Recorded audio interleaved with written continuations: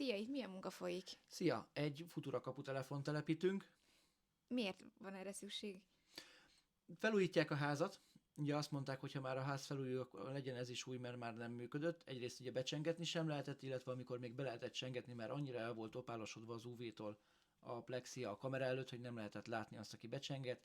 Tehát mondhatjuk, hogy nagyjából használhatatlan volt. És milyen rendszer volt eredetileg? Ez egy home volt, én ezt nem is szoktam telepíteni vagy ajánlani, mert ezek ilyen alsópolcos termékek.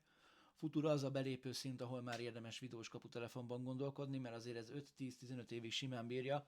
Legutóbb voltam Siófokon, ott egy 14 éves rendszerbe futottam bele, és ott se kellett mindent cserélni, csak a rossz alkatrészeket. Wow. És most éppen mit csinálsz? Egy fémlapot helyezek be a kaputelefon alá, ugye régen ez a kötődoboz volt a felület, amire rá volt szerelve a kaputelefon. Most egy picivel nagyobb lesz, ezért be kell tenni egy ilyen alátétlemezt, ez szálcsiszolt, rozsdamentes, saválló, tehát egyrészt tartós, másrészt pedig azért ki is néz valahogy. Ezekhez a rendszerekkel zárat is kell szerelned, vagy automatikusan a régivel működik?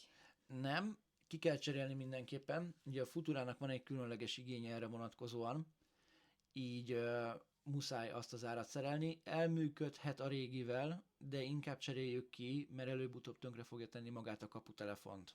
Régóta szered a Futurát? Igen, már több mint 300 szettet tettem fel belőle, és azért azt gondolom, hogy árérték arányban a legjobb, illetve azt szoktam mondani, hogy azért szerelem ezt, mert nem akarok kiszúrni magammal. Itt mit csinálsz? Itt a beltéri készüléket szerelem fel, 2 volt belőle, egy a pincébe, egy itt a földszinten. Kérték, hogy bárhol vannak a lakásba, akkor be lehessen csengetni. Nem volt nehéz dolgom, mert ki volt építve a hálózat, és aránylag jó is volt.